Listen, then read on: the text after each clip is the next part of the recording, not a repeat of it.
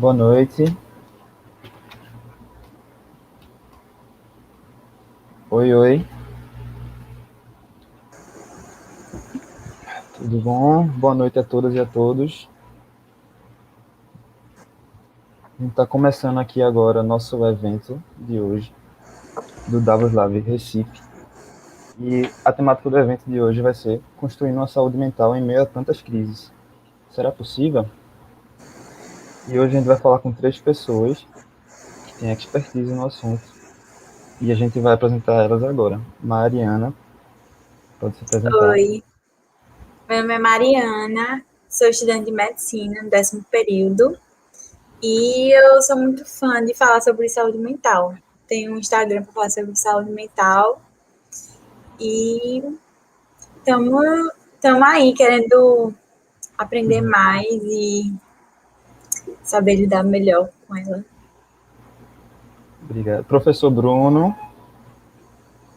Oi, boa noite a todas e todos, né? Eu sou Bruno, eu sou professor da Universidade Federal de Pernambuco, né? E a primeira palavra aqui é gratidão por vocês, né, abrirem espaço para a gente debater, né, conversar sobre um tema tão importante e que agora mais do que nunca, né, a gente precisa sempre ressignificar, né, a saúde mental. Então, só gratidão. O Ine também está com a gente. Gente, boa noite, né? Obrigada pelo espaço, muito bom estar aqui compartilhando esse momento com a Mariana, com o Bruno, para compartilharmos nossas experiências, né? Que saúde mental é o que está no dia a dia da gente. Então, para a gente refletir um pouquinho, né? Entender um pouquinho a importância da saúde emocional, da saúde mental nas nossas vidas. Então, parabéns também pelo evento, Lucas, tá? Por estar aqui mediando e nos acolhendo. Professora Winnie, né, também, que eu esqueci de falar, que inclusive trouxe a sala de aula dela toda para acompanhar a gente hoje. Meu nome é Lucas, eu sou do Hub de Recife, e hoje vou ser o mediador desse evento. E a gente vai ter um evento dividido em 3 blocos, cada bloco constituído de 20 minutos, ou seja, tem bastante tempo para todo mundo expor suas ideias e falar bastante sobre o tema. E a gente vai fazer primeiro um bloco introdutório, né, para saber mais os conceitos sobre saúde mental e o que cada um dos entrevistados e dos palestrantes tem sobre expertise no assunto, né. Eu queria começar em ordem alfabética, com o professor Bruno, né. Eu queria saber, professor, eu fiz algumas perguntas aqui, algumas questões interessantes que a gente poderia começar a abordar aqui, que é, vamos abrir o painel saber o que é que você acha, o que saúde mental significa para você e o que ela se assemelha ou se difere da saúde física, né? Olha, para começar, se fosse, não precisa ser por ordem alfabética, não, viu? A gente tem 2 mulheres aqui, né? E onde tem mulher, o homem só balança a cabeça e concorda, né? Então, se as mulheres quiserem ir, ó, pode ir, viu? Não, se sinta à vontade de falar, que Isso, nosso esquema aqui é uma mesa redonda, todo mundo tem a oportunidade de falar. Quem quiser falar, só levantar a mão também, para não cortar o outro, mas assim, isso. quem quiser falar sobre qualquer coisa, pode falar, meu irmão. O mundo é das mulheres, né? Então, se a gente trabalhar a saúde mental, tem que colocar isso na cabeça. O mundo é das mulheres. Veja, quando a gente começa a falar assim de saúde mental, a gente sempre pensa, muitas vezes, na doença, né? Na falta dela. Sempre a gente pensa muito nisso. E a saúde mental, a gente sempre começa a perceber que ela existe quando ela deixa, né, de existir na nossa vida. Então, a saúde mental a gente pode colocar de maneira geral, para todo mundo entender, né, o estado de bem-estar no qual o indivíduo, você, eu, todo mundo aqui, a gente termina sendo capaz de usar as nossas próprias habilidades para se recuperar do estresse rotineiro.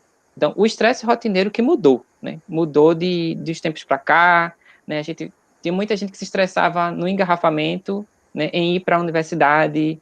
Tinha gente que se estressa. Hoje tem gente com saudade. Eu recebo mensagem nas redes sociais dizendo: eu estou com saudade de pegar um engarrafamento na Avenida Recife. Eu estou com saudade disso, aquilo outro. Então, a gente está com saudade de coisas até que causavam estresse na gente. Então, a gente se recupera desse estresse rotineiro e, ao mesmo tempo, a gente começa a ser produtivo e isso a gente também faz com que a gente possa contribuir para a comunidade. Então, isso é o que a gente pode colocar como, nesse momento, né, saúde mental. E a saúde mental também está relacionada da gente reconhecer nossos próprios limites, né? Saber o quanto a gente precisa de ajuda, né? Ajuda de outras pessoas, para superar determinados problemas, né? E também a gente, através desse momento, começar a ter aquilo que a gente preza tanto, né? Para levar para o outro, a gente tem que cuidar de si mesmo.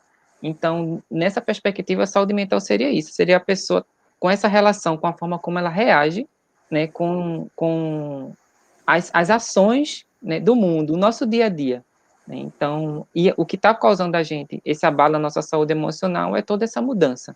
Uma coisa que abalou muito a saúde emocional da gente nesse momento, por exemplo, né, todo mundo, professor, estudante, a impressão que eu tenho é que a gente dormiu em um mundo e acordou em outro. Então, isso aí já abala a nossa saúde emocional. Né? A gente até conversou aqui, né, dizendo, lembra do primeiro dia da pandemia, né, que foi decretado, né, que a gente ficou. O que é que mudou na nossa vida até agora? Aí eu gosto de fazer sempre essa ponte da saúde emocional da gente agora com a saúde emocional da gente lá para frente, né? Até mesmo no passado, presente e futuro. Antigamente, quando eu falo não é século passado, não, eu estou falando antes da pandemia, né? 2020, o início de 2020, quando a gente não se aguentava mais dentro de casa, a gente ficava lá agoniado dentro de casa, o que é que a gente fazia? A gente, né, ia para a rua, ia para o shopping, para a praia, para a festa, né, ia para o show de Ivete Sangalo, né, então era uma maravilha, né, ia para tudo quanto era lugar, cinema, né, de repente o quê? A gente voltava para casa e achava que todas aquelas coisas que estavam abalando a gente teria resposta para tudo, né, a gente até se enganava, né. Aí começou a pandemia, quando a gente não se aguentava mais dentro de casa, quando a gente não se aguenta dentro de casa, que a gente não se aguenta nem olhar no espelho, o que é que a gente vai fazer? A gente vai sair? Não pode. A gente não tem mais show, não tem mais a praia, né, o cinema, até a faculdade, que a gente ia muitas vezes assim, né, tava aquela coisa meio zumbi, né, que a gente ia já esperando a sexta-feira ou aquele final de semestre que a gente já estava rezando para acabar. Então, nesse momento que a gente não se aguenta, o que é que acontece? A gente é, entre aspas, obrigado a conversar com a gente mesmo. Então, dentro dessa perspectiva, eu sempre coloco que a nossa saúde mental está muito relacionada também com a nossa saúde emocional, com o nosso autoconhecimento. Então, esse autoconhecimento que faz eu ver minhas fraquezas, né? Então, como eu tento manter a minha saúde emocional nessa pandemia? Né? A questão de se manter calmo, que eu não gosto nem da palavra calmo, né? Porque você já fica mais agoniado ainda quando você pede para o outro ficar calmo. É trabalhar em mim esse autoconhecimento, o autocuidado, oferecer coisas boas a si mesmo não faz mal. Então, muitas vezes, né, eu gosto muito dessa frase, oferecer coisas boas a si mesmo não faz mal. E a gente começou a perceber que para a gente ter uma saúde emocional ligada à saúde mental é o simples, né? Hoje a gente fica feliz em ter a perspectiva de ver, por exemplo, o pôr do sol. Hoje eu fico feliz em agradecer por beber água. Eu fico feliz por estar vivo, né, minha gente? E respirar. Né? Isso já faz a saúde emocional da gente, né, ficar, vamos dizer, um pouco mais equilibrada. Né? Teve um momento aí, quem já teve aqui, minha gente, algum momento durante a pandemia, que, por exemplo, é outro exemplo da saúde emocional, e que acordou de manhã e disse assim, hoje eu não estou produzindo nada. Aí, palavras de vários alunos que me procuram. Professor, hoje eu estou um lixo. Hoje eu estou um lixo. Por que a gente se sente assim? Porque no momento que a gente está vivendo, nenhuma criatura em sã consciência, em temperaturas, né, em todas as condições de temperatura e pressão, ninguém vai produzir da mesma forma como se nada disso estivesse acontecendo. Então, nossa vida é uma montanha-russa, né? E eu sempre coloco, ninguém vai ser feliz o tempo todo. E a nossa saúde emocional também não vai ser a mesma o tempo todo. A gente vai viver frustração. Eu comecei muito a pensar no que eu deixei de fazer, no que eu não fiz, no que deu errado. E isso é natural no momento que a gente está vivendo. Então, tudo que eu falo para vocês sobre saúde emocional é o que eu tento viver na minha vida, né? E a primeira pessoa que escuta o que eu falo sou eu. Então, quando você fala alguma coisa, né, essa questão da gente praticar aquilo que a gente fala é muito importante. E levar para o outro, nesse momento, uma verdade, né, que faz bem para a saúde mental dele. Porque hoje uma coisa que faz muito mal para a nossa saúde mental são as notícias falsas, né? Tudo isso que a gente está vendo aí. Então, a saúde emocional está muito ligada com as ideias, com as emoções, com a saúde, né? E como a gente pode aceitar essas exigências da vida. Ótimo, muito esclarecedor. Mariana, queria continuar agora contigo. Aproveitando, dando um gancho, né, no que o professor Bruno falou, assim, você como acadêmica, que está, assim, inserida no meio da medicina, não é isso? E você notou alguma diferença dentre antes e depois da pandemia, no tocante de as pessoas falarem mais sobre saúde mental no dia a dia? Tipo, se você contaria também, se estivesse prestes a frequentar um psicólogo regularmente, ou se as pessoas falam isso, né, as pessoas que estão junto com você, porque acredito que seja mais ou menos assim na nossa faixa etária, né, tipo, a nova geração, a nossa geração não fale muito sobre isso. Eu queria saber sobre você. Então, no meu meio, eu convivo com muitas pessoas que fazem tratamento, terapia, que fizeram há muito tempo. Eu faço, inclusive, eu falo para todo mundo que é uma das melhores coisas que eu já fiz foi entrar na terapia. E também porque, assim, o meio que a gente vive tem muita cobrança, muita autocobrança. Então, a gente fica muito sobrecarregado. Tem muita coisa para estudar, muita responsabilidade. Então, isso acaba que cai sobre a gente e muitas vezes a gente não sabe lidar com isso. Principalmente porque medicina já é conhecido como curso que cobra muito dos alunos, né? Assim, a carga de estudos é muito alta e, enfim, eu queria saber como é que é assim entre vocês, entre seus colegas, entre seus amigos, se vocês falam muito sobre isso, se você nota que algumas pessoas talvez precisassem até de um apoio psicológico, ou então, sei lá, de falar sobre isso mesmo, assim, com seus amigos mesmo, e às vezes não falam por vergonha ou por, sei lá, talvez achar que não seja necessário. Hoje em dia, a gente fala muito sobre isso. Eu acho que no começo do curso não se falava tanto, mas, assim, de um ano para cá, principalmente agora com a pandemia, tem se falado muito. Eu vejo pessoas pedindo ajuda, conselhos, e as pessoas estão conseguindo se abrir mais para isso.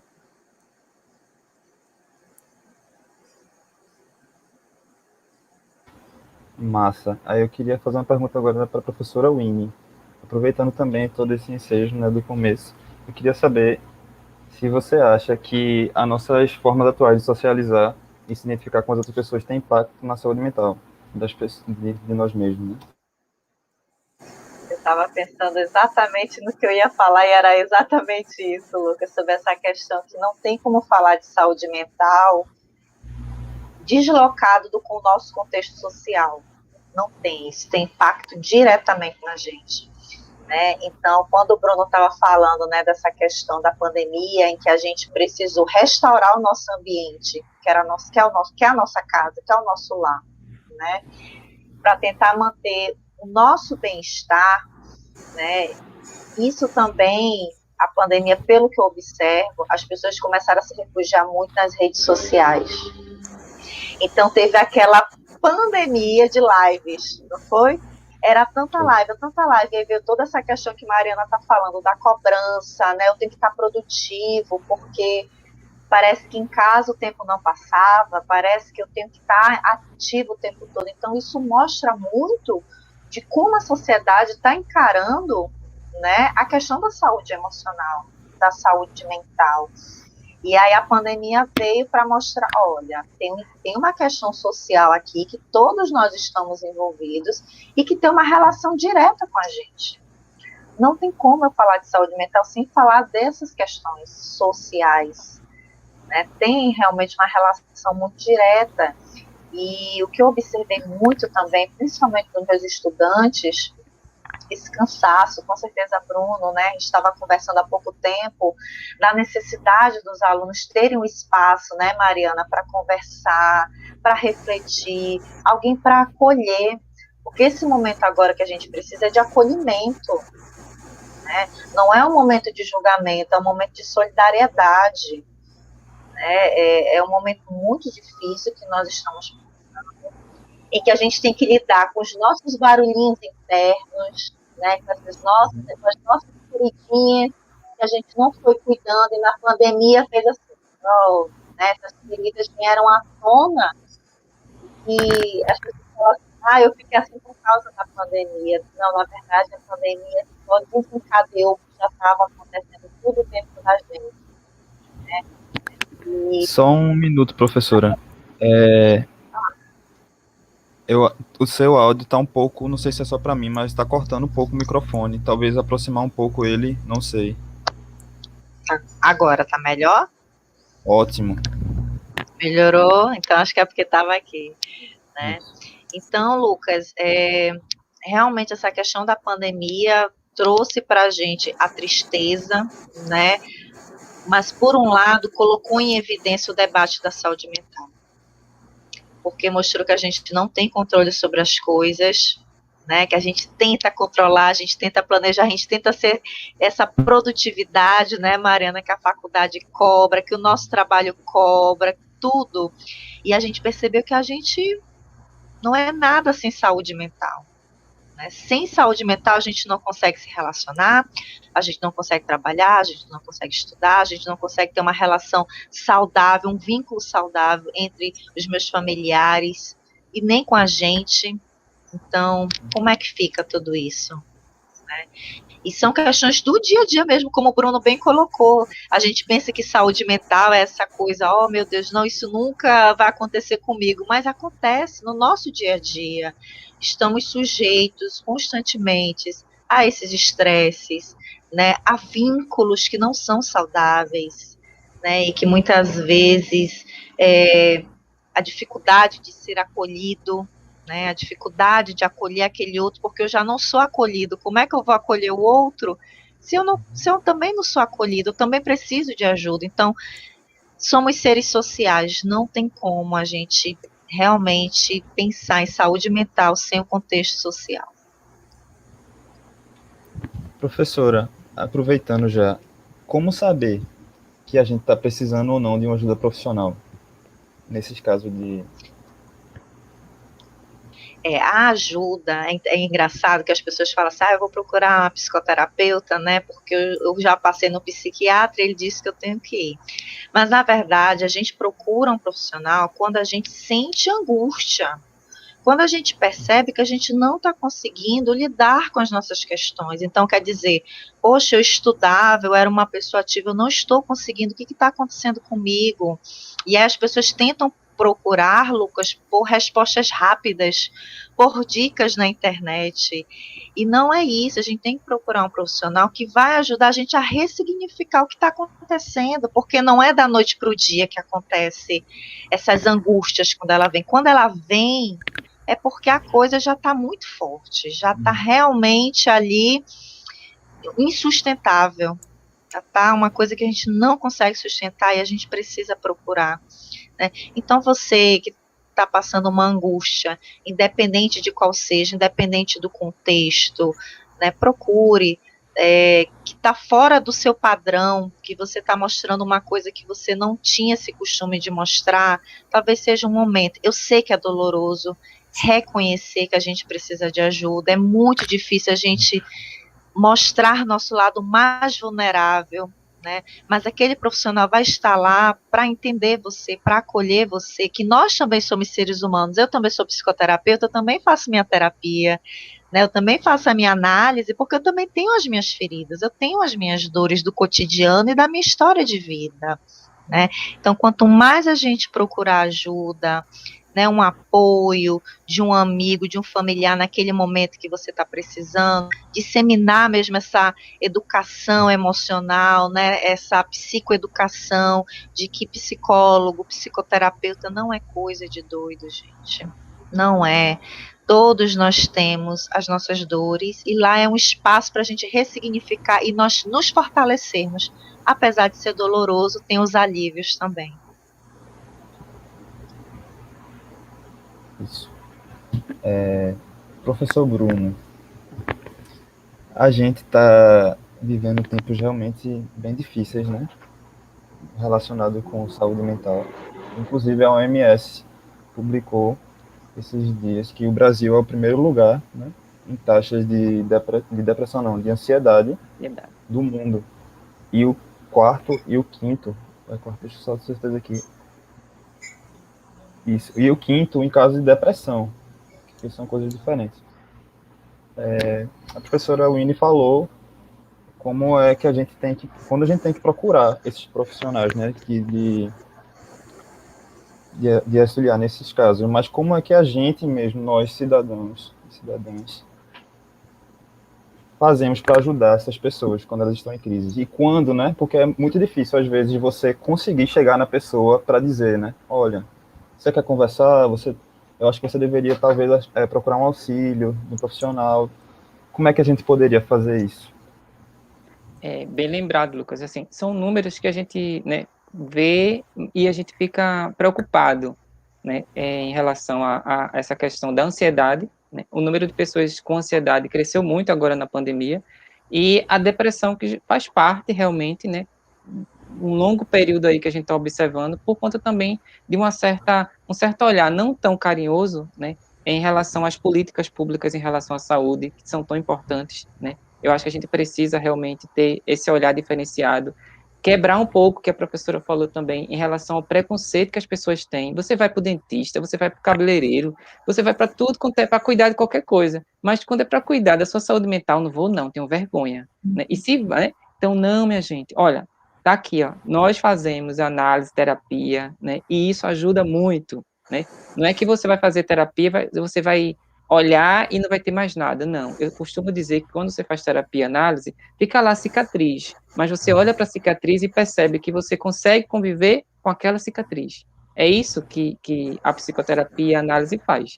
E nesse momento de crise que a gente está vivendo, a ansiedade, né, nas alturas, a gente precisa trabalhar muito algo simples. Eu tenho várias coisas, não tem fórmula mágica, né? Mas é uma coisa tão simples que eu faço. Eu digo a vocês, o que eu estou falando para vocês é o que eu tento fazer. Bruno fica ansioso? Fica. Eu fico um pouquinho de ansiedade é bom, né, minha gente? Um pouquinho, viu? Ninguém vai viver com zero de ansiedade, não. Essa pessoa é um Pokémon, né? Um extraterrestre, né? É qualquer outra coisa, né? Um X-Men. Mas, gente, não. Quem é gente tem um pouquinho de ansiedade. Agora, aquela ansiedade que paralisa, aí se a gente precisa, né? Tomar um cuidado. Respiração consciente. Uma coisa que todo mundo está fazendo agora é que é respirar. Então, várias vezes, eu já vi pessoas, né, colocando, por exemplo, assim, no shopping eu já vi isso, né, na própria universidade, estudantes com a crise de ansiedade, e quando a gente tem uma crise de ansiedade, a gente não consegue respirar, né, não consegue respirar. Aí, o que é que acontece? A pessoa começa a respirar de forma errada, a gente já respira de forma errada. A gente não leva para o cérebro aquilo que ele mais precisa, que é oxigênio. Então, quando você faz a respiração consciente, você vai levar para o cérebro aquilo que ele mais precisa. Sabe o que cresceu muito nesse momento, Lucas? A meditação. A meditação cresceu muito e está comprovado cientificamente que quando a gente medita, você leva para o seu cérebro também aquilo que ele mais precisa. O lobo frontal, que é essa partezinha aqui do cérebro, fica ativado, que a gente só observa em pessoas com bem-estar, ou seja, pessoas felizes. O trânsito intestinal melhora, a capacidade cognitiva melhora. Então, até para estudar. Antes de um momento como esse, eu paro um pouquinho e faço minha respiração consciente. Ó. Orelha junto, né? Alinhado com o ombro, o nariz, ó, tenta alinhar aí com o seu umbigo, que senão a gente vai, né, ficar todo, né, assim. Bota o pé no chão e faz a respiração. A respiração consciente é um primeiro passo para a meditação. Teve estudos científicos com ressonância magnética que comprovaram isso. Não é fake news, não, minha gente. Nem mensagem de WhatsApp, não. É coisa séria, coisa real científica. Então, respirar. Você toma uma decisão muito melhor antes de fazer uma prova, né? Antes de quando acorda, antes de dormir. Respirar. Tem gente que quando faz isso fica até tonto, porque a gente não está acostumado a respirar corretamente. Então, tem uma técnica bem simples que eu sempre digo para todo mundo. Você inspira contando até 6, mais ou menos. Aí você segura um pouco e libera, né, contando até 8. Aí depois você segura também um pouco e libera contando, né, até 2. Então, 6, 3, 8, 2. Inspira contando até 6, segura contando até 3, né? Expira contando até 8 e solta o ar. Ah, Bruna, não sei essas coisas de matemática, não. Faça, então, no seu ritmo. Ó, sinta. Uma coisa muito importante é você até colocar a mão, né, na sua barriga, que você vai sentir, ó, na sua costela, você respirando. Então, evitando. Nunca perguntar para uma pessoa, por exemplo, que está no momento de dificuldade, né, pedir para ela ficar calma, ela vai ficar mais agoniada, né? E nesse momento, você que está sentindo alguma angústia, sofrimento, né, depressão não é mimimi, depressão não é frescura, depressão é uma doença que precisa de acolhimento. Então, se você está sentindo isso, procure um amigo, um familiar, né? É para indicar alguém que você confia, vai lá, você não está sozinho. Você não está sozinha. E se algum amigo procurar você, né, tenta acolher, não julga o que ele está falando, né? Ou tenta diminuir. A gente diz assim, né? Ah, isso não é nada. Gente, isso já acabar com a pessoa. Ah, isso não é nada, não, né? Isso aí é, né? Aí, não diminua a dor do outro, né? Você que está sentindo, acolhe. Mesmo que aquilo que ele esteja falando ali, você esteja achando a coisa mais, né? Sem lógica do mundo, acolhe. Nós estamos vivendo num mundo de muitos julgadores e pouco acolhedores. Então, não se sinta só para pedir ajuda, né? E pratique a empatia e a compaixão quando alguém lhe procurar pedindo ajuda. Se você não tiver preparado para acolher essa pessoa, você pode receber essa pessoa e passar essa pessoa, indicar para um outro, né, uma outra pessoa que você acha que está mais capacitada, indicar um serviço de saúde ou qualquer outra coisa. Mas o que a gente não pode deixar é a pessoa, né, sem ter esse acolhimento e sem ter a escuta empática, né? É você utilizar a empatia, mas utilizar aquilo que vai além da empatia, que é a compaixão. A empatia eu me coloco no lugar do outro, e a compaixão coloca o que eu posso fazer para tirar o outro daquela situação. Então, que a gente vamos ultrapassar aí, né, a empatia. Fazer mais uma pergunta só para fechar o primeiro bloco para Mariana, voltando, né? Aproveitando que o professor Bruno falou muito sobre julgamento, né, das pessoas para com as pessoas que têm algum tipo de neurotipicidade ou até mesmo alguma doença mais séria. As redes sociais sempre foram um grande causador, né? Que prejudica muito a questão da autoestima das pessoas e isso influencia muito para as pessoas terem problemas, né, relacionados à saúde mental por causa dos padrões de beleza impostos e, inclusive, né, com a pandemia, claro que piorou tudo, mas aumentou muito o uso de redes sociais, né? Porque as pessoas em casa usam muito mais redes sociais do que, enfim, se pudessem sair. Como é que você diria para as pessoas, daria alguma dica ou falaria sobre o uso de redes sociais de maneira mais saudável? Então, se prega muito esse padrão de beleza, essa grande quantidade de blogueira, de gente que fala de vida fitness, vida saudável. Muitas vezes a gente olha para aquilo e vê o que falta na gente. Ah, eu não sou assim, ah, eu não faço isso. E isso cada vez mais nos angustia. Você acorda num domingo, 10 horas da manhã, e vê gente saindo para correr na praia, vê gente fazendo exercício, você fica, meu Deus, eu sou uma sedentária, eu não faço nada. Então, muitas vezes a gente fica vendo aquilo que falta na gente e isso, de certa forma, nos coloca para baixo. Então, a dica que eu dou é você seguir perfis que condizem com o que você é, com o que você gosta. Então, seguir perfis com a mentalidade mais positiva, uma vibe mais parecida com a sua, com coisas que você costuma fazer, e assim a ferramenta fica muito mais saudável. Eu tenho feito muito isso. A gente pode aproveitar algumas não diria benefício, né, mas aproveitar essas ferramentas assim, porque a gente, querendo ou não, né, dá para filtrar bastante o que a gente consome, né? Ainda bem, né? Fora o algoritmo tentando mostrar o que quer pra gente, mas a gente não dá pra dar uma controlada no que a gente consome. Já entrando no segundo bloco, né, de desenvolvimento sobre o que a gente estava falando, eu queria continuar contigo, Mariana. Eu vi que tu postou uma coisa sobre a síndrome de burnout, que é uma coisa bem comum, né, assim, mais comum do que a gente... Eita. Será que caiu? Não, tá falando ainda. Eu queria que tu falasse um pouco sobre isso, sobre a síndrome de burnout em si, como ela afeta as pessoas, porque ainda é uma coisa que muita gente não sabe o que é, ou que nunca ouviu falar, mas que é muito presente na sociedade, né? Então, a síndrome de burnout é um conjunto de sintomas, tanto físicos quanto mentais, que é aquele esgotamento, aquele cansaço. Às vezes a pessoa fica desconectada com o seu trabalho, não tem mais vontade de ir, não vê mais sentido.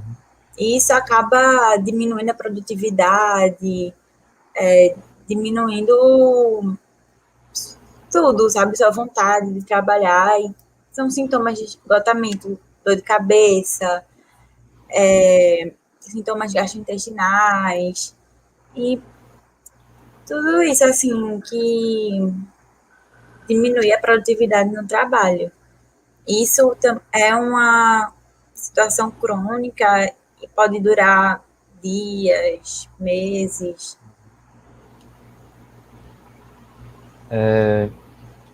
Professora Winnie, queria saber o que você pode falar para a gente. Quais são as necessidades dos profissionais de saúde na linha de frente e de outros profissionais de saúde para que possamos melhorar nosso sistema de saúde com relação à saúde mental, né? Porque ainda está muito embrionário no nosso sistema de saúde.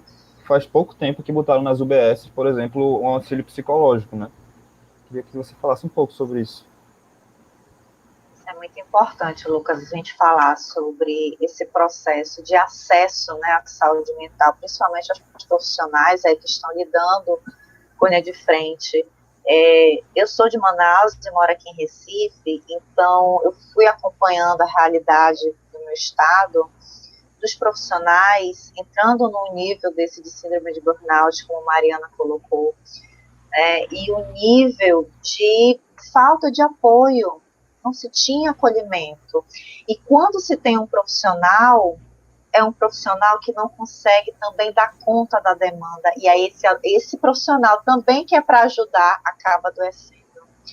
Então acaba sendo um ciclo, sabe, Lucas, que quem precisa de ajuda não consegue ser ajudado, e quem está ali para ajudar acaba adoecendo.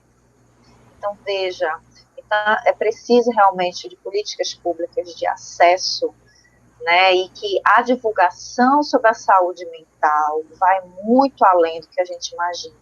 As pessoas pensam que não serão atingidas, as pessoas pensam que saúde mental é só, não, é só um caso grave de um transtorno, e não é. Tudo que sai do seu padrão, da sua rotina, que está lhe angustiando, já está afetando a sua saúde mental, independente ou não de ter algum transtorno, né? Então é isso que a gente tem que ter muito bem claro. E como é que você acha que o governo poderia ajudar nesse caso, nesse aspecto? Eu acredito que deve sim implantar projetos, né, ter aí uma rede de apoio com profissionais, né, da área da saúde, que não é só o psicólogo, eu acho que tem muitos outros profissionais da saúde mental que podem contribuir, né, então eu acho que isso ajuda também a descentralizar essa ideia de que saúde mental, né, só está restrita a um único profissional, e não. Então, enfermeiros também podem ajudar com a parte de psicoeducação, quer dizer, tem que ser uma rede multidisciplinar, médicos também, todos têm que estar engajados nesse processo, né, para todo mundo realmente ali contribuir, né, se acolher, né, e criar essa rede de solidariedade, de afeto, de ter um ambiente de trabalho mais saudável, porque todo trabalho já é estressante, né? Os problemas vão acontecer, mas é tentar amenizar e tentar com que a gente consiga encarar de uma forma, com um amadurecimento emocional melhor, mais fortalecidos, com mais esperança de si e esperança no seu trabalho, esperança com aquilo que você está trabalhando. Professor Bruno, como garantir redes de apoio à saúde mental sem excluir as pessoas? Umas redes de apoio inclusivas. Eu fico feliz com essa fala, porque, assim, quando a gente trabalha e dentro da universidade, dentro das instituições de ensino, quando a gente fala de saúde emocional, a gente fica feliz, né, por todas as ações que estão sendo feitas nas universidades. Professor, o seu áudio cortou agora no começo da sua fala. Pode voltar um Oi, pouquinho, por favor? Só cortou um oi, pouquinho. tá escutando? Tá? Pronto. Beleza. Eu fico feliz, né, com essa fala, porque, assim, durante muito tempo, dentro da Universidade Federal de Pernambuco, eu atuei no núcleo de atenção à saúde do estudante. E no núcleo, a gente sempre observava várias demandas, né? E muita gente diz assim, é a universidade, é a faculdade que está adoecendo o estudante. Não só ela, porque no primeiro período, né, tem muitos estudantes no primeiro período já chegam em sofrimento, né? Porque eu sempre digo que a faculdade, a universidade é um reflexo da sociedade. Então, se a gente tem lá aquele grupo de pessoas e que chegam em sofrimento, como é o contexto familiar dessa pessoa? Né? E eu fico feliz, essa questão da interdisciplinaridade, né, e da transdisciplinaridade também da saúde, a gente precisa de médicos, a gente precisa de psicólogos, a gente precisa de nutricionistas, né, tem muito, a gente precisa do nutricionista, do enfermeiro, do profissional de educação física. Então, não vou citar todos aqui, mas a gente precisa de toda essa equipe. E como a gente vai ser inclusivo nesse momento? É observando e tratando o outro com os princípios da humanização em saúde. Né? O que é que a humanização faz? Ela tenta transformar culturalmente algo que está acontecendo.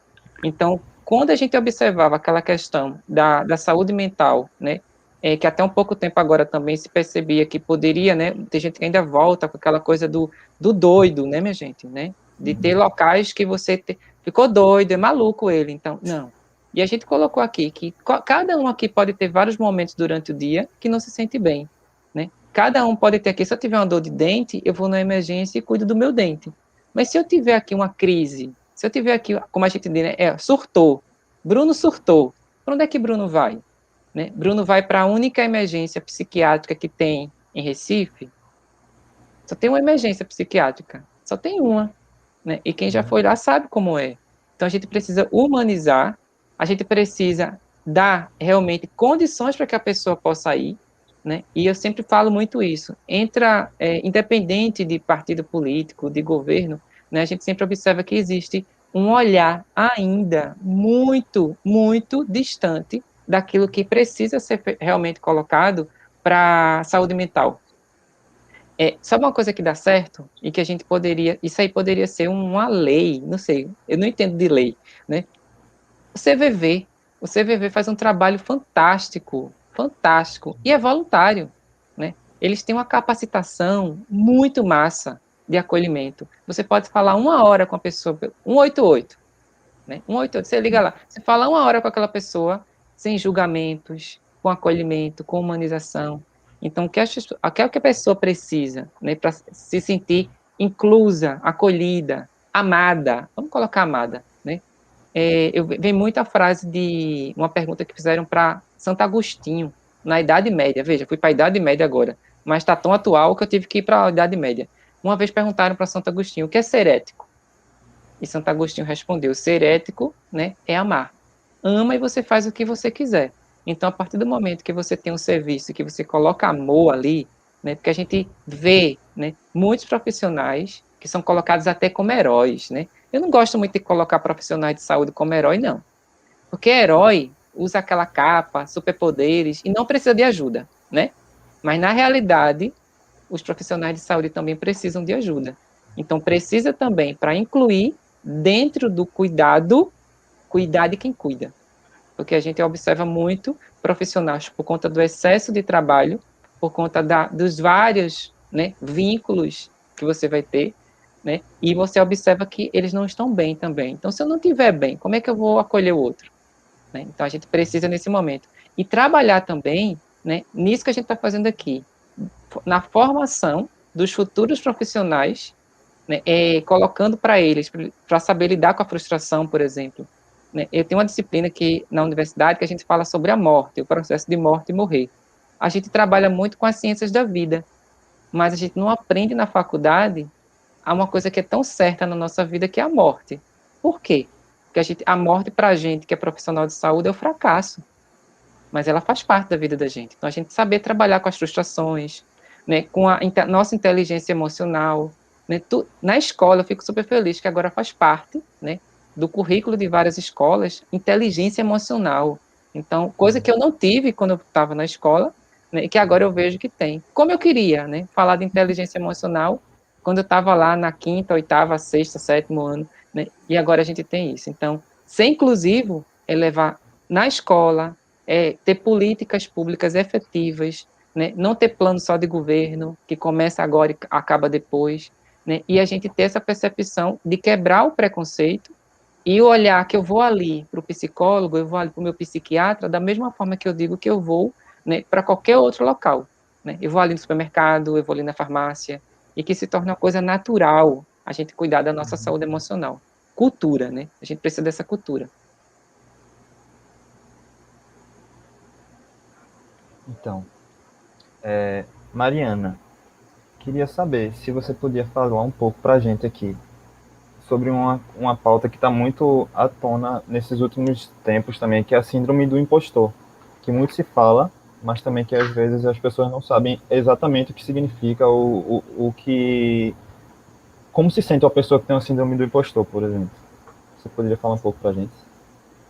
Então, a síndrome do impostor é aquele sentimento de que, eu não valho nada. O trabalho que eu fiz não merece todo esse reconhecimento. Então, geralmente, essas pessoas tendem a se colocar para baixo, elas não acreditam na capacidade que elas têm. Então, elas não têm esse reconhecimento, por mais que as pessoas falem, ou então, às vezes, elas precisam de alguém qualificando o trabalho deles para eles se sentirem bem, sentirem que o trabalho deles é efetivo. E está sendo muito, muito comum. Professor Bruno falou sobre uma ferramenta muito positiva para ajudar essas pessoas que, por acaso, têm alguma síndrome, alguma doença, né? Que foi o CVV, né? Que é uma coisa muito fundamental, assim, que às vezes as pessoas não sabem que também que é um trabalho voluntário maravilhoso, que conheço, inclusive, pessoas que trabalham lá. Mas, Mariana, tu poderia falar alguma coisa a mais sobre ferramentas de apoio ou de educação que poderia ser usada para apoiar essas pessoas?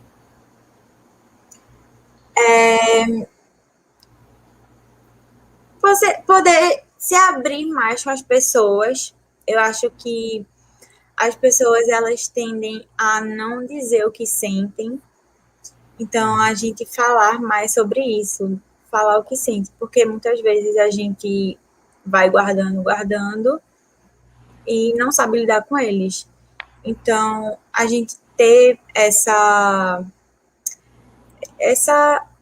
parte assim de se expor mais, de buscar alguém para conversar,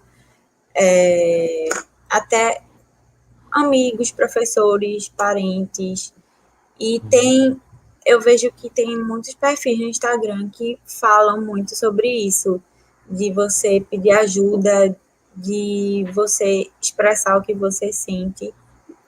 Então, cada vez mais as pessoas estão se sentindo seguras e tendo mais abertura para falar sobre isso. Eu acho que está havendo uma grande mudança, né, na nossa sociedade com relação a isso. Inclusive, aqui a gente pode ver, assim, no tocante de, por exemplo, comerciais de televisão, que estão tentando ser sempre mais inclusivos e mais respeitando cada individualidade, né? Porque a gente tem que ser, que nem a professora falou, que é multidisciplinar e a gente tem que estar conectado, né, um com o outro. Ou seja, acho que isso faz toda a diferença. Professora, poderia também complementar essa frase falando sobre exemplos de práticas eficazes para promover algum impacto nessa área e na ética também, né? Na próxima geração que está vindo, que vai ser uma geração bem... Você diz direcionado para profissionais ou de modo geral, Lucas? Bom, de modo geral, assim, na nossa sociedade. De modo geral. Certo. Tem uma coisa que eu acho que ajuda muito nessa promoção e prevenção de saúde, é cuidar do nosso espaço, do nosso lar, né, do nosso lar físico mesmo. Eu estudo também algumas questões voltadas à psicologia ambiental, e a psicologia ambiental traz um conceito, né, dessa questão de a gente restaurar nossos ambientes. Então, não é à toa que muitos arquitetos hoje em dia, né, estão trazendo essa questão do verde, né, desse contato mais com a natureza. Então, isso nos ajuda muito, esse contato com alguma questão da nossa natureza, sabe? Uma plantinha, um cactuzinho, o fato de você, quando você cuida de uma planta, você está cuidando de você também. É uma expressão sua, né, de cuidado, de autocuidado. Então, são essas pequenas práticas, eu acho que esses respiros, né, de fazer aquilo que você gosta, de escutar uma música, né, de se desligar um pouco do celular, deixar um dia off, sabe? Porque eu sei que hoje o celular, ele é uma ferramenta de trabalho, né? Hoje e se a gente deixar ficar com o celular na mão, a gente vai trabalhar 24 horas por dia, porque é mensagem que chega, é cobrança, então a gente tem que isso também é amor próprio, gente, quando a gente coloca limites, né, sobre nós, do que está fazendo mal para a gente.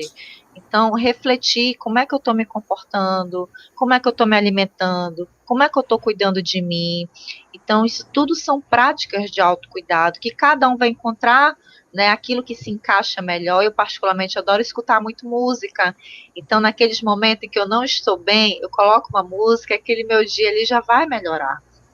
Né? Tem gente que faz a meditação, né? Tem gente que vai ser realmente, vai encontrar aí, tem aplicativos, entender assim, gente, que o que é ser produtivo, né? Eu sei que incomoda a gente ficar, às vezes, paradinho, mas o nosso corpo precisa, senão a gente não dormiria, né? Senão não existiria dia e noite. O nosso corpo precisa. A Mariana, que é da área, né, da saúde, da parte da medicina, sabe muito bem, melhor do que a gente, de como o corpo precisa desse respiro. E nós também, as nossas emoções também, a gente precisa.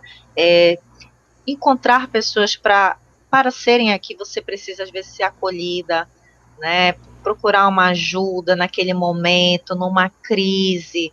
Então, o que eu posso ajudar, sabe? Se oferecer. Eu sei que nem sempre, às vezes, a gente está disposto emocionalmente para acolher aquele outro, mas de alguma forma, às vezes, não sabe sobre o CVV, né? Como o Bruno colocou, mas o colega já sabe, já passa a informação, e isso vai disseminando. Então, práticas de autocuidado é possível a gente fazer no nosso cotidiano com aquilo que a gente tem presente na nossa rotina. Não precisa ser uma coisa grandiosa, não precisa ser um grande evento, né? Bruna até falou no início, são as coisas simples. Sim. São essas coisas simples que nos nutrem de afeto.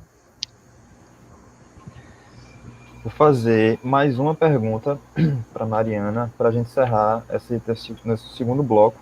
Queria fazer uma pergunta mais técnica, né? Aproveitando que a gente tem uma acadêmica de medicina aqui, sobre um tema que é, muitas vezes, assim, é polêmico, né? Que é o uso de medicamentos. Seria o uso de... que ainda é não, né? Que é preciso em alguns casos, porque, como a gente já sabe, depressão e ansiedade são doenças, elas causam alterações fisiológicas no nosso corpo, né? E que ainda é visto, o uso de medicamentos ainda é visto com maus olhos por algumas pessoas da nossa sociedade. Eu queria que tu falasse um pouco sobre isso. Então, assim como alguém que tem diabetes vai ter que tomar um remédio para diabetes, um hipertenso vai ter que tomar um antihipertensivo, quem sofre com depressão, quem sofre com ansiedade, eventualmente pode precisar de um tratamento medicamentoso. E não há problema nisso, porque é uma doença como qualquer outra. E os medicamentos, eles estão lá para ajudar nos teus sintomas. Então, sintomas de tristeza, de cansaço, eles vão ser aliviados por esses remédios. Mas também tem que deixar claro e saber que não só o remédio que vai te ajudar, porque o remédio não é milagroso. Também tem que ter um entendimento de se trabalhar os traumas, ir para uma psicoterapia e assim ir melhorando aos poucos, pouquinho em pouquinho, mudar o padrão de comportamento, os hábitos de vida, e assim a cura vai acontecendo. No caso seria um tratamento interdisciplinar, né? Psicoterapia aliada Isso. com tratamento medicamentoso, não é isso? Isso. Massa. Então, a gente vai para o nosso último bloco agora. Tem muita pergunta aqui nos comentários. Não sei se vai dar tempo de responder todas essas perguntas, se vai dar tempo para abrir para resposta, mas tem bastante gente falando aqui. Então, eu queria voltar para o professor Bruno e queria saber, assim, professor, você como tem atuação de campo, né, e nessa área, assim como a professora também, mas eu queria saber se na sua experiência você poderia citar alguma população ou uma parcela da população ou local que poderia se beneficiar mais de um atendimento como esse, de um acolhimento, né, de pessoas especializadas que possam tratar dessas questões. No caso da população em geral, né, que você está falando. Geral. Eu sempre penso, eu não penso assim, da gente fragmentar ainda mais, né, o conhecimento da saúde, fragmentar o conhecimento do ser humano, a gente já aprende tudo fragmentado, né, e eu sempre coloco que a saúde mental, ela está ligada a todos os outros campos da saúde. Você não vai ter saúde mental se você não tiver saúde física, você não vai ter saúde mental se você não tiver uma saúde social, você não vai ter saúde social se você não tiver uma saúde espiritual, você não vai ter saúde mental se você não tiver uma saúde profissional. Então, é aquela que a gente chama de saúde total, né, que é o você ter serviços de atenção à sua saúde física, né, atendimento, acesso à saúde, fazer atividade física. A gente sabe também, eu não estou falando de exercício, né, nem para ninguém nesse momento querer fazer crossfit dentro de casa, não, mas dançar, por exemplo, é uma coisa que eu estou indicando muitas pessoas. Quem pode dançar? Não precisa saber dançar, não. Liga lá uma música e começa a se mexer. Movimento. Quando a gente se movimenta, a gente libera muita coisa boa no nosso organismo, vários neurotransmissores, né, que fazem a gente dormir melhor, que faz você ficar com a atividade cognitiva muito melhor, entre outras coisas. Felicidade está aí, saúde, né, bem-estar, saúde mental. A atividade social. Eita, Bruno, como vai falar de atividade social, de saúde social no momento que a gente está vivendo? A gente tem que ressignificar. É o que a gente está fazendo aqui, ó. Muita gente está falando que a gente está em isolamento social, né? Eu não acredito que a gente está em isolamento social, não, minha gente. Se eu tivesse em isolamento social, eu não estaria aqui falando para vocês, né? Então, a gente não está isolado socialmente. Nós estamos distantes fisicamente, mas afetivamente a gente está aqui. Lembra quando a gente ligou a câmera, a gente deu aquele sorriso. Então, cada um está no seu quadrado. Infelizmente, eu não posso abraçar aqui, olha, não posso abraçar a professora aqui, né? Não posso abraçar quem está aqui em cima, quem está do lado, mas, né, nós estamos próximos afetivamente. Então, liga, minha gente, manda uma mensagem. O nosso isolamento, né, conversa com outras pessoas, interage, faz videochamada, né? Isso é muito, muito importante. Saúde social nesse momento, não se isolar. A gente precisa também, nesse momento, trabalhar a nossa espiritualidade. É a nossa saúde espiritual, independente de crença. Você pode ser católico, espírita, evangélico, umbandista, budista, o que for. O que for. Todo mundo tem espiritualidade. E nesse momento, a oração, a prece, né, a reza, né, independente de qual designação religiosa você faça parte ou siga, faz muito bem. Isso aí já existe dentro da ciência um campo que chama saúde e espiritualidade, e que faz muito bem para a gente ressignificar, independente da crença que você tem. Então, saúde física, saúde social e a saúde profissional também, que eu digo muito para os estudantes, todo mundo, não deixe para cuidar da sua saúde profissional só quando você terminar a faculdade, porque a sua saúde profissional começou a partir do primeiro dia que você entrou na faculdade. O que você está fazendo com você, né? Para ter uma ideia, na federal mesmo, eu já conversei com um estudante que eu estava conversando com ele assim, e ele assim, aí o que é que ele tem? Aí eu fui e perguntei, ô meu filho, o que é que você tem? Tu tá com vontade de ir no banheiro? Aí ele, tô, professor, e por que tu não vai?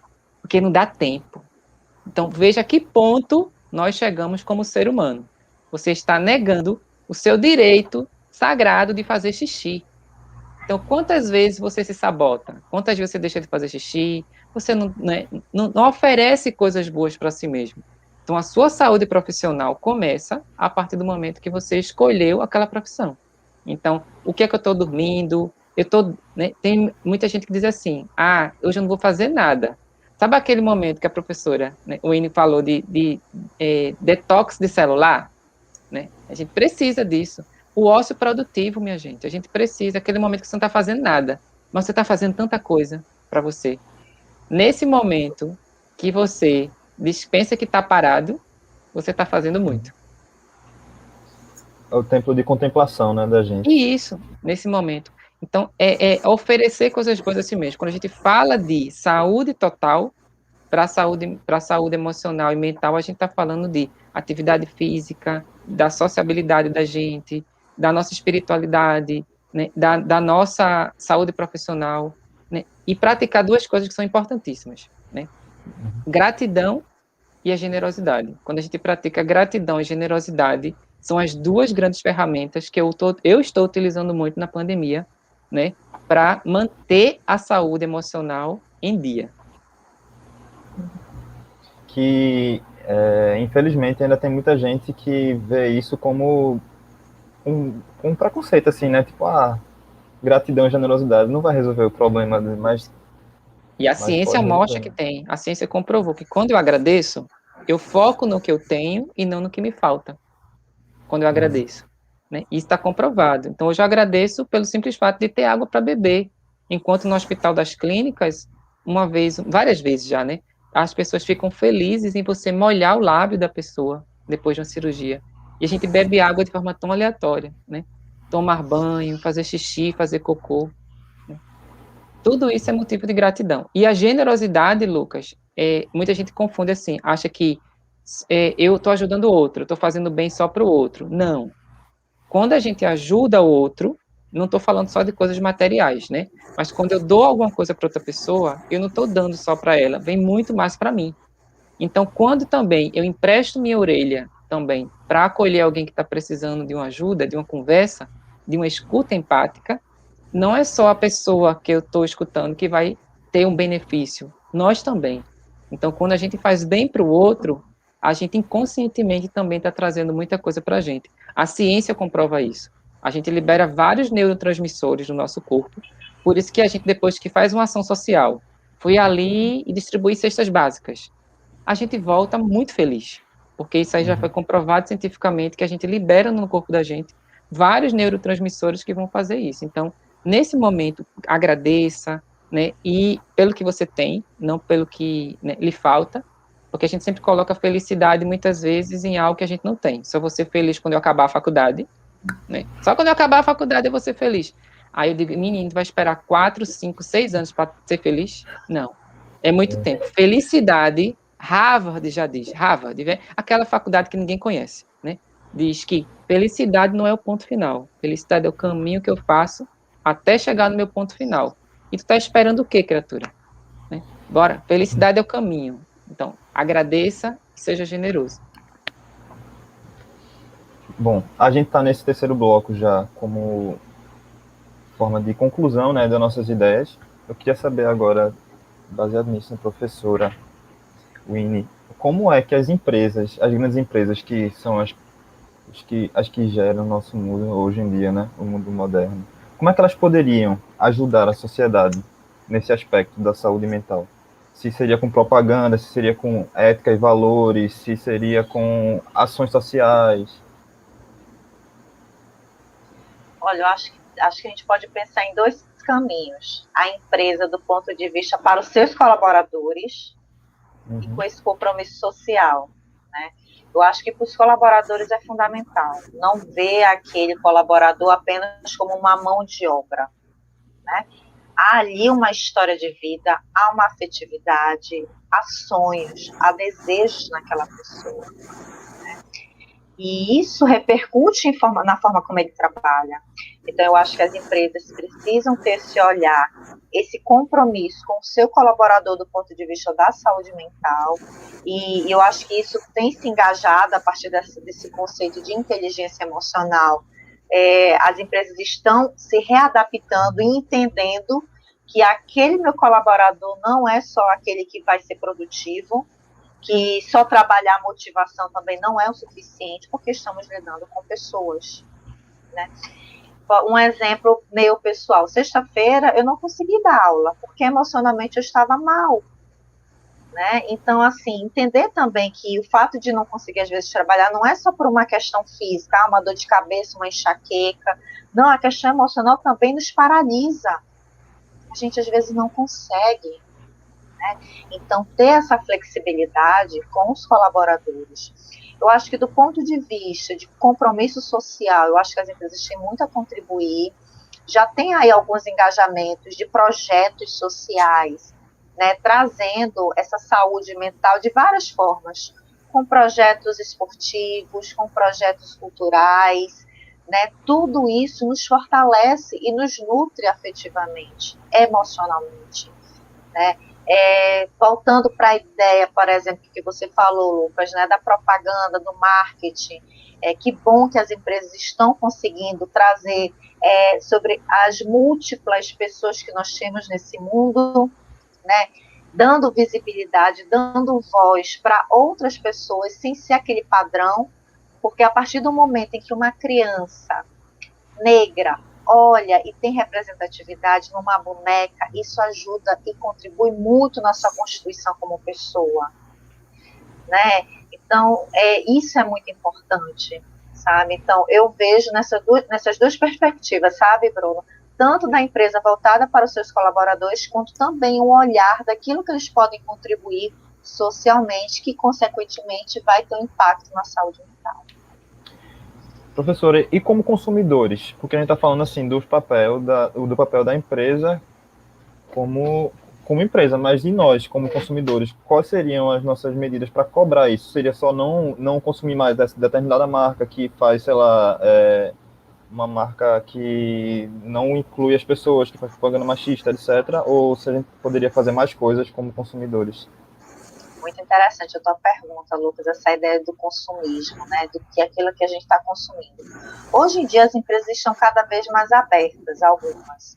Então, muitas já têm até caixas, né, no próprio site, que você pode ali ter voz. Hoje, acho que as redes sociais ajudam nesse sentido, né, de a gente fazer aí um movimento, um engajamento sobre uma determinada propaganda, uma determinada publicidade que não foi tão assertiva assim, né? Então, eu acho que a gente procurar e também pesquisar, né? Eu acho que hoje em dia consumo está muito interligado com o nosso estilo de vida, né? Que estilo de vida que eu estou tendo? Por exemplo, eu ultimamente estou seguindo um estilo de vida voltado para os cosméticos mais naturais. Então, eu estou começando a fazer essa pesquisa, né? Então, essa pesquisa, esse engajamento, essas informações, hoje em dia é muito importante, e as empresas já sabem que o consumidor de hoje em dia, da geração, já não é mais como de antigamente. Ela quer informações, essa empresa tem compromisso social, o que ela está fazendo de impacto para as pessoas, para os seus colaboradores, né? Então, eu acho que a pesquisa é muito importante. Com certeza. E agora, para finalizar, vamos ver o tempo aqui. O terceiro bloco, eu acho. Deixa eu ver. É isso mesmo. Eu queria falar com Mariana agora. Eu queria saber, Mariana, você que está mais inserida na atualidade dos métodos, né, da academia e tudo mais, se você poderia falar quais abordagens e ferramentas novas, né, que estão aí para sair, podem ajudar a gente a proteger danos na sociedade e a inovar nesse aspecto da confiança dos indivíduos no uso da tecnologia para a área da saúde, né? Uhum. Nova pergunta, porque eu não entendi direito. Por favor. Sem problema. Quais são as ferramentas ou abordagens novas que se você tem alguma, né, claro, se você não, se você sabe de alguma que poderia ajudar, né, na inovação da nossa sociedade com relação ao tratamento ou à prevenção ou ao auxílio de pessoas que possuem algum desses problemas. Então, tem as terapias, né? Terapia cognitivo-comportamental, que são técnicas de você olhar para si e como você lida com as coisas do dia a dia. Então, que é a técnica que eu faço na minha terapia. E também tem muita gente tem preconceito, mas tem muito livro de autoajuda que eu já li alguns, que no começo a gente acha meio assim, o que ele tá falando é bobeira, mas se faz sucesso é porque faz sentido. Então, É porque ajuda alguém, né? livros, até conteúdo. Oi? Se faz sucesso é porque ajudou alguém, né? Exato. Então, o clichê, ele existe porque tem sentido. Então, ler mais, conversar mais, se conhecer mais. Tem muitas técnicas de autoconhecimento que faz a gente alimentar de forma saudável a nossa saúde mental. Entendi. Tu acha, na formação como médica, como acadêmica de medicina, que a academia está formando médicos que são capazes de ajudar pessoas com essas dificuldades? Tipo, não claro, como um psicólogo, mas assim, que tem essa sensibilidade para pessoas que têm um auxílio de verdade, né? Um auxílio psicológico. Acho que hoje em dia está se focando muito nisso da medicina humanizada, né? De tratar o paciente não como uma doença, e sim como uma pessoa. Então, a gente, desde o início da faculdade, tem esse cuidado de enxergar o contexto social do paciente, porque não é apenas tratar a doença. E eu vejo muito isso na prática. Passei mais de um mês em posto de saúde, que na atenção básica.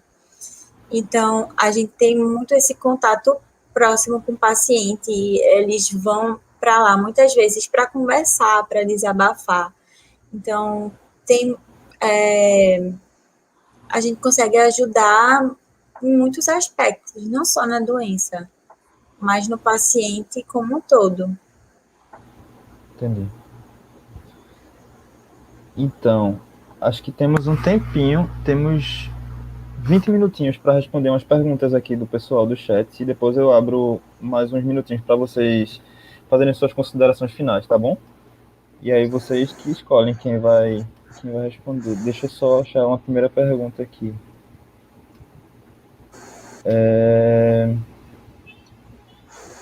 Aqui, de Thalícia Almeida.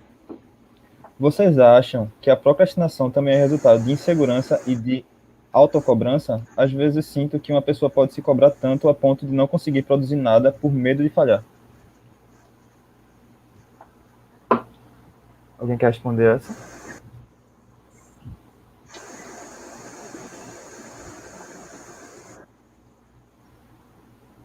Muitas vezes a gente deixa de fazer algo por medo de dar errado, por medo de não sair como esperado.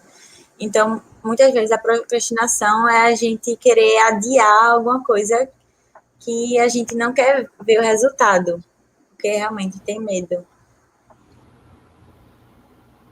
É uma cobrança muito grande, né? Que a pessoa paralisa mesmo, ela não consegue, e é muito angustiante, é muito doloroso. Né? Eu falo por experiência própria que eu sofri muito com procrastinação no meu processo aí de pós-graduação, né? E como foi doloroso, é muito doloroso entrar em contato, né, com aquilo, e isso está muito interligado com esse processo, até com a síndrome do impostor, como a Mariana colocou, né, com essa ideia da baixa autoestima, de que a gente não é capaz, né? Então tem todo um repertório aí por trás, e aí cada um, né, com a sua história de vida, a gente na terapia consegue entender melhor o porquê dessa procrastinação e o que a gente pode fazer para melhorar, né? Tem algumas, na internet você vê algumas dicas, mas são dicas que às vezes não resolvem para todo mundo. Então também não se angustiem com isso, gente. Procurar na internet alguma dica e vocês não conseguirem cumprir aquilo, talvez já seja um sinal para procurar realmente uma ajuda, olhar para você de forma personalizada, né? Então a procrastinação realmente é uma coisa que aflige muitos universitários, muitos estudantes, né, desde a educação básica ao ensino superior, a nível de pós-graduação, né, é uma coisa que tem sido cada vez mais constante, e isso é um sinal de alerta para a gente refletir sobre tudo isso. Isso. Até porque a procrastinação é que a gente já tem falado aqui, né? Como outros sentimentos, é impossível uma pessoa nunca ter procrastinado nada na vida, né? É humanamente impossível. O que não é normal é você procrastinar tudo que você tem para fazer, né? E sabe o que é interessante, Lucas? É a gente perceber assim, o que é que a gente está deixando, né, para depois, né? Então, várias coisas, por exemplo, nesse momento que a gente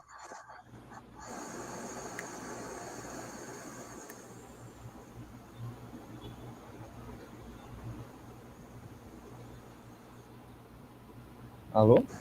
Eita. O professor Bruno travou. Agora travou de verdade. está vivendo, Ele né? voltou agora. Travou, Travou bastante né? agora. Agora quando é uma coisa assim, voltou. Vai ter que voltar do começo. Voltou? A gente sempre coloca assim, o que é necessário, o que é urgente na vida da gente, né? Então, a pandemia fez a gente refletir muito sobre isso, né? O que é que a gente deixou de fazer. Eu devia ter feito, hoje passou o dia inteiro e eu não fiz tal coisa. Eu sempre gosto de trabalhar muito, aqui do lado da minha mesinha de estudo, eu tenho um quadro que eu coloco assim, o que eu tenho para fazer no dia. Eita, eu não consegui fazer tal coisa, eu vou me martirizar por conta disso? Não, amanhã eu tento novamente. Né? Então, se eu conseguir, se eu não fiz hoje e eu tenho a oportunidade de fazer amanhã, né? Isso não é uma procrastinação, né? Mas tem coisa realmente que não dá tempo de fazer. E a gente começou a ver muito isso. Como eu falei, a primeira fala, o que é necessário e o que é essencial na vida da gente. Né? Eu estou passando, por exemplo, a pandemia todinha com um sapato só. É o sapato que eu uso para ir para a rua, né? Tanta coisa que a gente deixou de ter, as roupas, né? A gente não está usando todas as roupas que a gente estava usando. A gente começou a perceber que o menos é mais. E a gente começou a perceber também o que é necessário e o que é urgente na vida da gente. Então, não se culpe muito. Uma coisa que eu sempre falo muito para os meus alunos é assim, gente, qual foi a última vez que vocês se parabenizaram? Aí um levanta a mão, né? Um outro. Então, a gente não tem essa cultura de se parabenizar. A gente sempre olha muito aquilo que a gente não fez ou que deu errado. Né? Então, o que Bruno não fez, minha gente, eu só me arrependo que eu não fiz, que eu nem tentei. Mas aquilo que eu fiz deu errado, né? É aprendizagem. Então, a gente também, autocuidado, foi o que a professora Wendy falou, né? A gente precisa ter esse autocuidado, né? E se amar realmente. Perfeito. Vamos para a próxima pergunta aqui. De Jonathan Barreto. Como podemos tentar melhorar nossa motivação para fazer as coisas quando estamos tão desengajados com o cenário da pandemia?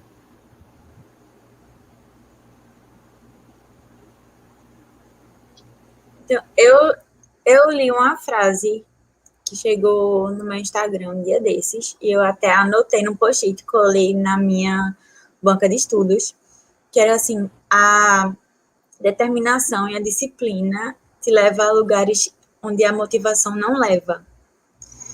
Isso ficou na minha cabeça, assim, por dias, e eu fiquei me repetindo, porque muitas vezes eu deixo de fazer as coisas porque eu tô desmotivada, muitas vezes, mas tem coisa que não vai ser a motivação, nem sempre vai ser a motivação. Então, a gente tem que cultivar essa disciplina, essa determinação para conseguir fazer as coisas. Se a gente tem algum objetivo, a disciplina vai ser o caminho, vai ser assim mais essencial. Porque nem todo dia a gente acorda motivado, mas tem que ter a disciplina. Eu acho que é um processo muito, a motivação, hoje eu entendo como um processo de respeito consigo. Como a Mariana falou, nem todo dia a gente vai estar motivado, e tá tudo bem. E tá tudo bem, não é o fim do mundo. Seus objetivos não vão mudar, seus sonhos não vão acabar por causa de um dia, 2 dias. Não, gente, a gente precisa desse respiro, é um respeito com a gente. Se eu me firo, né, mais feridinhas eu estou adquirindo para mim, mais a minha saúde emocional e mental vai ficar mexida, né?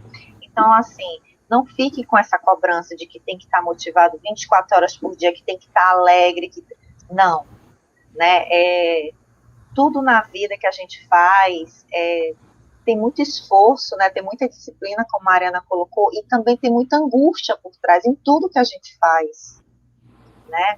Então, tudo vem acompanhado de uma angústia muito grande, e a gente tem que entender e acolher esse sentimento.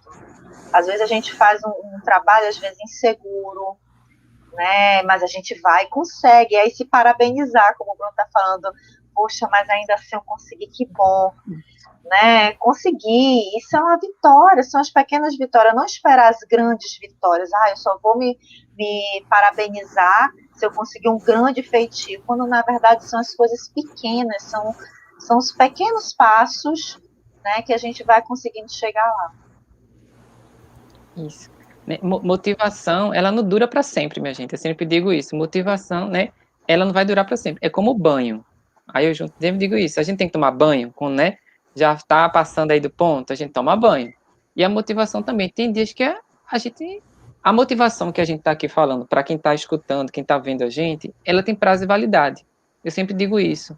Né? A gente vem aqui, né, dá um carpado triplo, né, faz assim, papapá, vocês podem terminar esse nosso bate-papo aqui, super motivado, né, mas isso tem um prazo de validade. Então, a motivação que a gente tenta colocar aqui para vocês não é a motivação externa da gente para vocês, mas é uma motivação interna, né? Eu gosto muito de chamar de entusiasmo. Uma pessoa entusiasmada, né?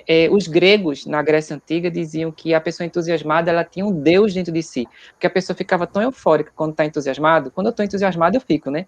Sabe aquela coisa? Eu vejo muito entusiasmo quando assisto Chaves. Eu ainda assisto Chaves, né, minha gente? Aí tá lá Chaves quando tá, né? Bem entusiasmado, ele consegue fazer um monte de coisa. Então a gente precisa estar entusiasmado nesse momento. Por quê?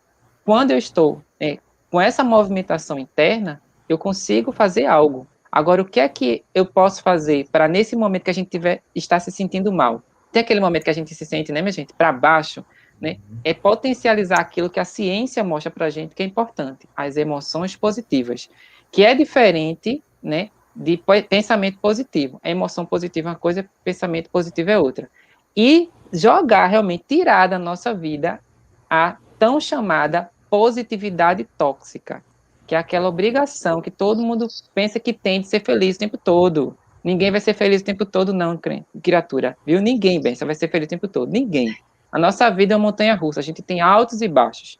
Então, nesse momento, se permita ter raiva, se permita ficar triste. Bruno tem raiva? Tenho raiva. Quando eu vejo corrupção, fico com raiva. Bruno fica triste? Fico. Quando eu vejo alguém passando fome, que eu acredito que no mundo que a gente vive, ninguém é para passar fome. A gente produz muito alimento. Bruno fica triste. Vem cá. Bruno é professor de felicidade.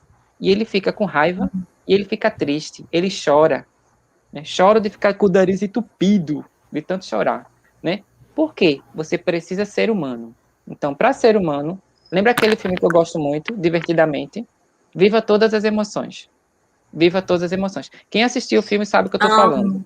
Né? Não vou dar spoiler aqui, não. Mas quem assistiu o filme sabe, se não fosse a tristeza, se ela não tivesse feito o que fez, a alegria não teria feito o que fez no final. Pronto, eu não disse o final, não. Mas depois que não assistiu, assista. Então, se permita ser humano. Se permita viver todas as emoções. E agora, para encerrar... Uma coisa também... Pode falar. Sei que ninguém tinha nada para falar mais. Porque é muito muito importante falar sobre isso de positividade tóxica, né? Porque muita gente fala que existem emoções boas, existem emoções ruins. E a gente não pode sentir emoção ruim, a gente só pode sentir o que é bom, coisas positivas. Mas não é isso. A partir do momento que a gente prega isso de só sentir positivo, né, positivo, a gente acaba não sabendo lidar com aquilo que a gente considera ruim, né? A gente vai deixando ela para lá, vai botando no tapete e chega um momento que a gente vai precisar lidar com isso. Então, é aquele negócio, a gente saber reconhecer todas as emoções, passar por todas as emoções e ver o que é que ela nos traz, né? O que eu posso aprender com isso, como é que eu posso lidar e melhorar. Isso. Ô, Lucas, deixa eu só te dizer um negócio também que Mariana falou. Tem muita pesquisa científica que mostra uma coisa que mexe com a nossa saúde emocional, né, que eu acho que a professora Winnie falou também, que são as redes sociais. Tem até artigo científico que mostra, por exemplo, que o uso do Instagram, o mau uso do Instagram, faz mal à saúde emocional. Porque muitas vezes a gente vê a felicidade, né, que a gente observa nas redes sociais, ninguém é triste, né, praticamente. Claro que o Facebook já tem um perfil mais de muro das lamentações, né? Mas no Instagram ninguém é feio, né? Todo mundo é perfeito. Tem até pesquisa que mostra que as pessoas têm uma média aí de mais de 20 fotos para escolher uma. Aí eu tô aqui na minha vida e de repente eu olho uma pessoa, poxa, por que ela é feliz? Porque ela tem dinheiro? Porque eu não tenho? Porque ela tem um namorado ou namorada e eu não tenho? Porque ela faz isso e eu não faço? Então, existe também uma felicidade ilusória. Eu já vi pessoas postando coisas fantásticas na rede social, e depois você fala com a pessoa em off, e você observa que aquela pessoa está em um sofrimento gigantesco. Um exemplo clássico, né? Isso aí eu já acompanhei. Uma vez, uma pessoa foi para o shopping, foi para uma loja, entrou numa loja de uma roupa de marca, vestiu essa roupa, tirou uma foto no espelho, postou na rede social e depois devolveu a roupa. A gente pode até achar estranho, engraçado, mas imagine o nível de sofrimento emocional dessa pessoa. Então, muitas vezes, seja feliz por você. E não escute também, minha gente, o que o outro, muitas vezes, fala para você, né? Se a gente for viver o que o outro quer que a gente viva, a gente vai viver a vida dele, não a nossa, né? E procure também trabalhar a decepção, frustração, porque são pessoas, e pessoas como nós, né? Todo mundo, a gente pode errar, né? Então, quem a gente segue nas redes sociais, né? Tem a política do cancelamento aí também, né? Que você falou da professora, em relação a produtos, não é só cancelar por cancelar, mas ter um propósito para, né? Ou seja, uma fundamentação. Ah, fulano fez isso, vou cancelar. Tal empresa fez isso, vou cancelar. Aí você cancela, não sabe nem por que cancelou, né? Mas tem que ter para a nossa saúde emocional também, a gente não entrar também nesse círculo, né, vicioso da gente ficar tão ligado nas redes sociais que ela acaba aquilo que a gente chama de infodemia, né? O excesso de informação que a gente está vivendo. Então, infelizmente não vai dar para responder mais perguntas, porque o nosso tempo está acabando. Casé, me desculpe. Não vai dar para sua pergunta agora. Na próxima, quem sabe aí. Mas agora eu queria abrir um espaço para os nossos três convidados falarem um pouco, né, para agradecimentos e conclusões finais. Professora Winnie, pode começar, por favor. Nossa, eu quero agradecer pelo espaço aqui, estou super nutrida afetivamente por esse encontro, como é bom aprender, como é bom partilhar, né, como é bom refletir, ampliar nossa visão de mundo. Parabéns pelo evento, eu acho que precisamos realmente desses espaços para refletirmos sobre saúde emocional e falar o seguinte, gente, que sem saúde emocional a gente não é nada. Ela é a base de tudo, ela é a nossa base para a saúde física, para a nossa produtividade, para a gente ser estudante, para a gente trabalhar, para tudo. Sem ela, imagina um mundo sem emoções, né? Não tem como. Né? Eu quero agradecer aqui por esse momento com a Mariana, com você, Lucas, e com o Bruno, né? E convidar vocês também para me conhecerem no Instagram, que é Cuidar das Emoções. Também estou sempre compartilhando lá reflexões de autocuidado, autocompaixão, autoconhecimento. Então fica aí o convite também. Ótimo. Vamos fazer a ordem inversa agora, né? Bruno começou, ele vai terminar. Maria, pode falar. Primeiramente, parabenizar pela escolha do tema, né? Que é um assunto muito importante. E queria agradecer pelo convite, pela confiança, né? Eu sou ainda jovem, ainda estou entrando assim para o mundo, e isso também faz ter a certeza de que eu estou no caminho certo, que é falar sobre saúde mental, trabalhar com saúde mental. Então, fico muito feliz pelo convite, pela participação. E eu tenho Instagram para falar sobre saúde mental. Acho que era melhor deixar escrito, porque é meio complicado o nome, que é House of Psyche, que é um nome alemão. Eu peguei de uma pessoa que eu sou fã, e House significa casa. Então, seria a casa da mente. Nossa mente é a nossa casa, então a gente deve cuidar bem dela. É Daqui a isso. pouco eles vão postar no chat. Bruno, professor. Mariana disse que é jovem. A gente também, né, Wina? A gente também, né? Claro, com Ó, certeza. a gente também. A gente também. Jovem nesse campo. Não, você é fantástica, fantástica, fantástica. E assim, o que eu tenho a dizer, Lucas, é gratidão a toda a equipe, né? Toda ação que vocês fazem. Gratidão por vocês escolherem um tema. Vocês poderiam escolher qualquer outro tema, mas vocês escolheram esse tema dentro do contexto. Gratidão pelo acolhimento e a condução. Eu me senti muito acolhido desde o momento que eu recebi o convite. Eu acho que todo mundo aqui, né? O cuidado de vocês, né? Tudo isso aí mostra realmente a seriedade, né? E como mensagem final, né, dentro dessa perspectiva, uma coisa que eu gosto muito de fazer, que é ler, né? Não sei, mas eu gosto de ler, né? Eu sou suspeito para falar. Isso aqui é meu quarto. A gente pensa que eu estou numa biblioteca, né? Eu estou no meu quarto. Eu gosto de dormir vendo eles. Eu durmo vendo o livro. Ainda tem uma puxadinha que fica pro lado de lá. E eu escolhi um livro muito simples, que faz parte, assim, da vida da gente, e que tem uma frase que eu gosto muito, né? Deixa eu botar aqui o livro. Acho que todo mundo já leu ou vai ler em algum momento da vida, né? E é um grande clássico. E ele diz assim, tem uma partezinha que ele diz: mas se tu me cativas, nós teremos necessidade um do outro. Serás para mim único no mundo, e eu serei para ti única no mundo. Que a gente crie laços, né?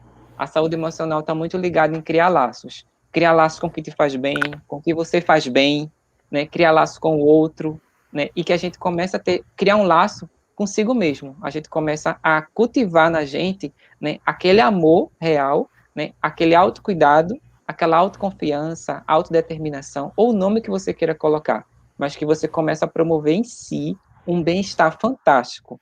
E se eu estou bem, eu posso levar o bem para alguém, né? Então, e fazer bem para si mesmo não faz mal. Sempre repitam isso como mantra: fazer bem para si mesmo não faz mal. Então, gratidão, que a gente se encontre depois de tudo isso, Lucas, para dar abraço de verdade, né, minha gente, assim, né? Sentindo o acolcho, porque a gente sabe, né, minha gente, aqui no Nordeste, né? A gente não chega falando com o outro, não. A gente chega agarrando o outro, né? Já, e como faz falta, mas que a gente está ressignificando também essa distância. Isso. Bom, infelizmente a gente tem que acabar, né? Tava muito bom o papo. Realmente é uma coisa maravilhosa falar sobre isso, né? Importantíssimo, principalmente no momento que a gente está vivendo. E eu queria agradecer imensamente, em nome do Global Shapers no Hub Recife, aos nossos painelistas, que foram maravilhosos e falaram tudo. E eu acho que o que a gente tira de hoje é inteligência emocional, né? A gente nos permitir sentir as coisas, né? E saber que passa um dia e que a gente tem que continuar, não é isso? Continue a nadar. Muito obrigado. Dori! Muito obrigado a todos e a todas presentes e até a próxima.